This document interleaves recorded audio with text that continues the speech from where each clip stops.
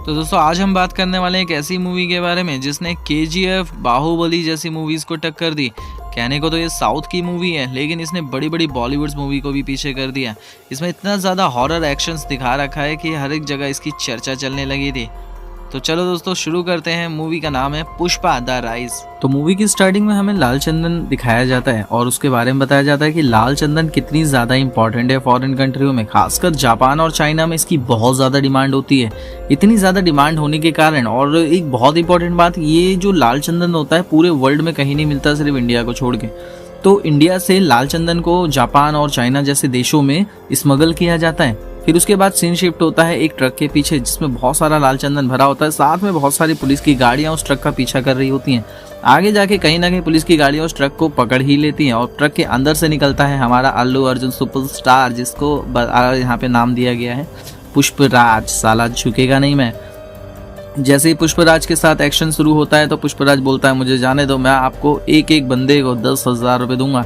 इतने पुलिस वाले नहीं मानते, कहते 10,000 तो बहुत छोटा अमाउंट है। फिर पुलिस वाले लड़ते लगते हैं हमारे पुष्पराज के साथ। देन थोड़ा एक्शन और चालू होता है। फिर पुष्पराज बोलता है मैं आपको 40,000 दूंगा। फिर भी पुलिस वाले नहीं मानते। फिर पुष्पराज बोलता है 1,00,000।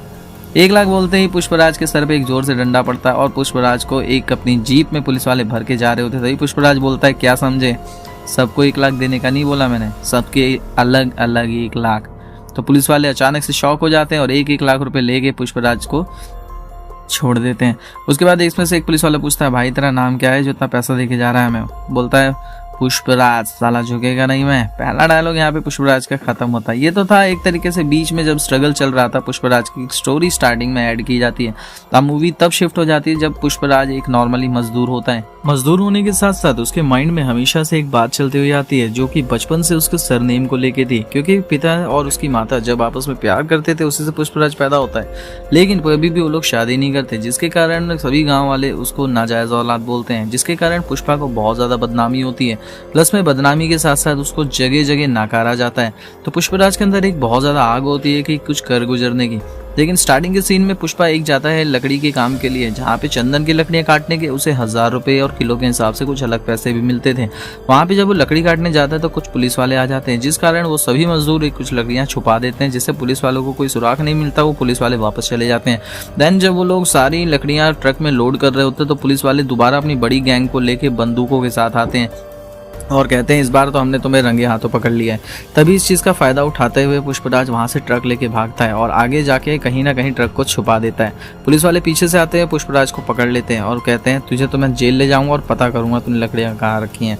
तो जेल में ले जाके उसे बहुत अच्छे से कुटाई की जाती है पुष्पराज की। लेकिन कभी भी पुष्पराज अपना नाम नहीं बताता, अपना काम नहीं बताता। भाई अपनी लकड़ियाँ कहाँ छुपाई है उसने, कुछ भी डिटेल उन्हें पुलिस वालों को पता नहीं चलने देता है। फिर ये बात पता चलती है कोंडा रेड्डी, जग्गा रेड्डी और जॉली रेड्डी, ये तीनों एक समूह होते हैं जो कि चंदन की तस्करियाँ करते हैं, चंदन की स्मगलिंग करते हैं करोड़ों रुपए में।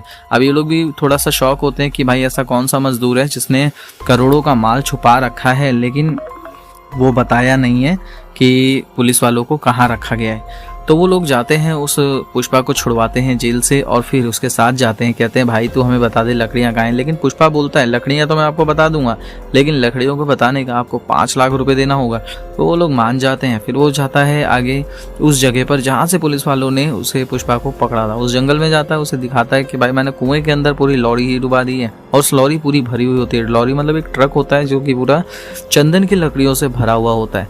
तब वहाँ के लोग समझ जाते हैं कि यार ये बंदा एक भरोसेमंद है, इसको कल मीटिंग में बुलाओ। फिर अगले दिन मीटिंग में पुष्पराज अपनी नई गाड़ी से जाता है। अब वो मजदूर से थोड़ा सा हल्का सा ऊपर उठ चुका था। लोगों को पता है, ये भरोसा नहीं हो रहा था कि यार एक मजदूर कार से कैसे आ सकता है। अब जब वो जाता है वहाँ की मीटिंग में तो पता चलता है कि वहाँ पर कई मजदूरों ने पहले भी लकड़ियां पकड़वाई हैं और करोड़ों का नुकसान हुआ है। जहाँ पे कोंडा रेड्डी एक मेन विलन होता है, वो बोलता है भाई तुम लोगों ने मेरी इतनी सारी लकड़ियां पकड़ा दी, ऐसे कैसे काम चलेगा। तभी वहाँ पर हमारी पुष्पा की एंट्री होती है। पुष्पा बोलता है अगर नाचना ना आता हो तो गाने को दोष नहीं देना चाहिए। इतना सुन के कोंडा रेड्डी बोलता है क्या तेरे पास कोई आइडिया है जिससे मैं लकड़ी आगे पहुंचा सकूं? तभी पुष्पराज बोलता है हाँ बिल्कुल मेरे पास आइडिया है, लेकिन वो आइडिया सिर्फ मैं आपको दूंगा भाई, यहाँ पे कोई अचार थोड़ा ना बांट रहा हूँ। ये डायलॉग बोलता है जिससे सब लोग बाहर चले जाते हैं और कोंडा रेड्डी उसका आइडिया सुनता है अब वो लोग क्या करते हैं, उनका आइडिया मेन होता है, एक दूध की बहुत बड़ी लॉरी होती है जिसको वो आधा काट के नीचे लकड़ियां भर देते हैं और ऊपर दूध भर देते हैं, जिससे कहीं भी अगर पुलिस का चेक पोस्ट आता है तो वो लोग लकड़ी डाल के सिर्फ दूध चेक करते थे। इस कारण क्या हुआ, कुछ उनके ट्रक्स पार होने लगते थे। इससे मतलब पुष्पा का आइडिया जो था वो काम करना शुरू कर देता है। तभी कोंडा रेड्डी जग्गा रेड्डी से बोलता है कि भाई अपना सारा काम पुष्पराज को दे दिया जाए, प्लस में पुष्पराज को बोलता है कि हम तेरे को हर एक काम के इतने पैसे देंगे। तभी पुष्पराज बोलता है मुझे आपसे मजदूरी नहीं चाहिए, मुझे तो पार्टनरशिप चाहिए। 1 लाख रुपए पुष्पराज कम मांगता है। तभी कोंडा रेड्डी को लगता है यार ये तो बेवकूफ़ है, लेकिन ये पुष्पराज की चाल होती है, क्योंकि अगर वो मजदूरी करता उसके पास तो वो मजदूर ही कहलाता, लेकिन अब वो उनका एक पार्टनर बन चुका था। तो ये करते हुए कुछ सीन फिर आगे जाके शिफ्ट हो जाता है। इतने में ही अब एक नए विलन की एंट्री होती है जिसका नाम होता है मंगल शीनू। मंगल शीनू कोंडा रेड्डी की तरह ही एक छोटा सा ग्रुप होता है, प्लस में एक इसकी अलग गैंग होती है। अपने साले के साथ मिलकर एक बहुत खतरनाक गैंग बनाता है मंगल शीनू, और सारी की सारी लकड़ियां कोंडा रेड्डी के भरोसे पर एक जगह ले आता है। अब देखा जाए कोंडा रेड्डी का पूरा माल और मंगल शीनू का पूरा माल तकरीबन हजारों टन होता है। वो लोग एक जंगल का लोकेशन चूज करते हैं और वहाँ पे सारा का सारा लकड़ियाँ छुपाने का प्लान करते हैं। लेकिन शीनू बोलता है कि भाई मुझे डाउट है कि इस बार पुलिस वाले हमारी लकड़ियाँ पकड़ लेंगे, क्योंकि हमारे पास माल बहुत ज़्यादा है। तभी यहाँ से जग्गा रेड्डी बोलता है कि भाई हमने एक लड़का ढूंढा है जो कभी भी एक लकड़ी नहीं पकड़ने दिया जाता पुलिस वालों को। तो शीनू बोलता है कौन है वो। इतने में ही हमारी एंट्री होती है पुष्पराज की। पुष्पराज को देखकर शीनू समझ जाता है कि हाँ भाई इस बंदे में दम तो है, तो वो सारी की सारी लकड़ियाँ उसके भरोसे छोड़ देते हैं। लेकिन अगले ही दिन पुष्पराज को ये मैसेज मिलता है कि किसी ने उसके प्लान को, उस जगह को पुलिस वालों को बता दिया और पुलिस कुछ ही देर में वहां आने वाली होगी। इतने में पुष्पराज जल्द से जल्द अपने आदमी को भेज देता है पैसे लेकर कि जा भाई जल्दी से रिश्वत खिला और नदी का जो बांध है उसको बंद करने के लिए बोल। तो वहां से वो आदमी बाइक लेके निकल जाता है पुष्पराज का, एंड पुष्पराज अपने काम पे लग जाता है। वो सारी की सारी जितनी भी चंदन की लकड़ियां होती हैं उसे नदी में फिकवा देता है। जब तक पुलिस वाले आते हैं सारी की सारी लकड़ियां नदी में जा चुकी होती हैं और पुलिस वाले वहां पे बहुत सारा सबूत ढूंढते हैं, लेकिन उन्हें एक भी लकड़ी नहीं मिलती है। तो आगे पुलिस वाला पुष्पराज को एक ही बात कह के जाता है, बेटा आज जो तू काम कर रहा है कल को तुझे इसके बारे में पछताना पड़ेगा। लेकिन पुष्पराज बोलता है मुझे इससे कोई फर्क नहीं पड़ता। आगे जो सीन शिफ्ट होता है जिसमें जग्गा रेड्डी कुछ आदमियों को कूट रहा होता है, अपने मजदूरों को, और उनसे पूछ रहा होता है तुम में से किसने पुलिस वालों को हमारा नया अड्डा बताया था। ये बात पता है चलते चलते बहुत सारे मजदूरों को मार दिया जाता है, लेकिन उनमें से एक मजदूर को पता चलता है कि यार इसकी एक बेटी है। तभी जग्गा रेड्डी बोलता है तो अपनी बेटी को लेकर आ और अपने आप को छुड़वा ले। इतने में वो जो बेटी होती है वो श्रीवल्ली होती है, जिससे पुष्पराज बहुत ज़्यादा प्यार करता है। अब श्रीवल्ली अपने बाप को छुड़ाने जाती है, तभी जग्गा रेड्डी बोलता है तो ये मेरे साथ एक रात गुजारनी पड़ेगी तभी मैं तेरे बाप को छोड़ूंगा। तब श्रीवल्ली जाके ये शिकायत पुष्पराज से करती है कि ऐसे ऐसे मुझसे जग्गा रेड्डी ने ये बोला है। तभी पुष्पराज बोलता है कि तेरे साथ में ऐसा कुछ गलत होने नहीं दूंगा। तभी पुष्पराज श्रीवल्ली के साथ में जाता है और उस जॉली रेड्डी को कूट कूट के अपाहिज कर देता है। अब देखा जाए तो एक तरीके से इनडायरेक्ट और डायरेक्ट पुष्पराज ने कोंडा रेड्डी, जग्गा रेड्डी और जॉली रेड्डी के भाई से दुश्मनी ले ली थी, उसके भाइयों के हाथ पैर को तोड़कर। अब उसे तोड़कर जाता है, तभी जॉली रेड्डी बोलता है मैं ये बात भाइयों को नहीं बताऊंगा, मैं ये बदला खुद तेरे से लूंगा।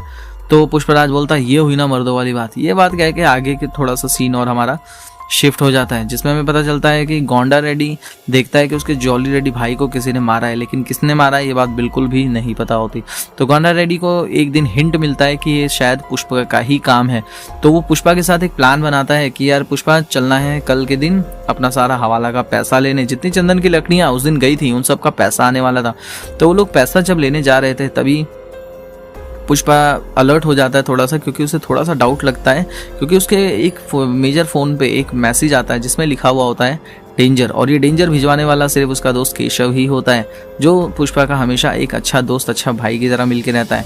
तभी पुष्पा समझ जाता है कि कुछ एक्शन सीन होने वाला है। तो इतने में पुष्पा के मास्क वास्क लगा के उसे जिंदा मार के गाड़ने की साजिश चल रही होती है। तभी एंट्री होती है शीनू, क्योंकि इस बार शीनू जो था वो थोड़ा सा कोंडा रेड्डी का दुश्मन भी हो चुका था। शीनू के जो साला था उसके एंट्री होती है और वो हमला करता है। पहली गोली जाके लगती है सीधा कोंडा रेड्डी के सर पे, जिससे कोंडा रेड्डी की वहीं पर मौत हो जाती है। तभी पुष्पा का एक एक्शन सुपर सीन आपको देखने के लिए मिलता है VFX के साथ। देन लास्ट में क्या होता है, जब ये एक्शन खत्म होते होते शीनू के साले के ऊपर सीधा पुष्पा एक गन रखता है और उसकी सर को धड़ से उड़ा देता है, गोली से ख़त्म कर देता है। तो शीनू को पता चलता है कि यार लग रहा है इस बार उसने गलत आदमी से पंगा ले लिया है। तो इतना सारा एक्शन देखने के बाद मूवी शिफ्ट होती है एक सिंडिकेट की मीटिंग की तरफ, जिसमें वहाँ का जो भी एक सीएम होता है वो आता है और वो कहता है कि क्या बात है, ऐसे क्यों आपस में आप लोगों की लड़ाइयाँ हो रही हैं, क्योंकि 2-3 ग्रुप्स थे जो मिलकर आपस में चंदन स्मगलर किया करते रहते थे, लेकिन अब आपसी में इन लोगों के मतमुटाव होना शुरू हो जाता है। तब पुष्पराज बताता है कि भाई ये जो हम लकड़ियाँ इनको बेचते हैं, ये लोग हमें 1 टन का 25 लाख देते हैं, जबकि ये लोग आगे से 1 टन का 1 करोड़ रुपए लेते हैं। तो सीएम पूछता है हाँ भाई शीनू ऐसा कैसे? तो शीनू बोलता है अब क्या आप सब लोगों को मुझे जवाब देना पड़ेगा।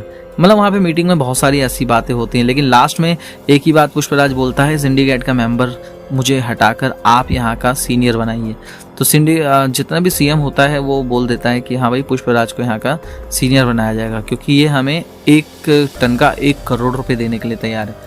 तो वहाँ पे बहुत सारी मीटिंग होने के बाद सीधा पुष्पराज को एज अ सीनियर बना दिया जाता है। अब पुष्पराज की जो पर्सनैलिटी थी वो मजदूर से ज़्यादा एक इंचार्ज में, एक गैम्बलर में बदल चुकी थी। अब पुष्पराज अब डायरेक्ट खुद फैसले लेना शुरू कर देता है। अब उसने सोचा कि मैं शीनू के पास क्यों जाऊं लकड़ी के लिए। अब वो जाना शुरू करता है मुर्गन के पास, मुर्गन जो कि 1-1 करोड़ रुपए उसे लकड़ी के देता है। ऐसा करते करते काफ़ी लंबा समय हो जाता है लकड़ियाँ सप्लाई करते करते, लेकिन प्लस में अब एक ऐसे विलन की एंट्री होती है जिसका नाम होता है भंवर सिंह शेखावत। ये भी एक पुलिस वाला होता है, लेकिन इसके अंदर एक बहुत ज़्यादा ईगो होता है कि कोई अगर इसको सर करके ना पुकारे तो इसको ऐसा लगता है किसी ने गाली दे दी हो। तो पुष्पा जाता है इसके साथ एक डील तय करने के लिए कि हम आपको इतना कमीशन देंगे, लेकिन हमारा लाल चंदन का माल बिल्कुल नहीं पकड़ना है। लेकिन ऐसा होता नहीं है। वहाँ पे जाते ही पुष्पा बोलता है और शेखावत क्या हालचाल, ये तेरे पैसे, तेरे को इतना मिलेगा। लेकिन थोड़ा सा शेखावत को कमी लगती है कि इसने मुझे रिस्पेक्ट नहीं दी है, एक ईगो होता है शेखावत के अंदर। तो शेखावत उससे पैसे नहीं लेता है, बोलता है सबसे पहले तो तू मुझे रिस्पेक्ट दे तभी मैं तेरे से पैसे लूँगा। तो वो वहाँ पे पुलिस स्टेशन में पुष्पा को बहुत ज़्यादा गिल्टी फील करवाता है कि तेरा सरनेम नहीं है, तेरा ये नहीं है, तेरा वो नहीं है, बहुत सारी चीज़ें। पुष्पा वहाँ पे एकदम खामोश हो जाता है। देन लास्ट में शेखावत बोलता है तू मुझे सर करके बुलाएगा।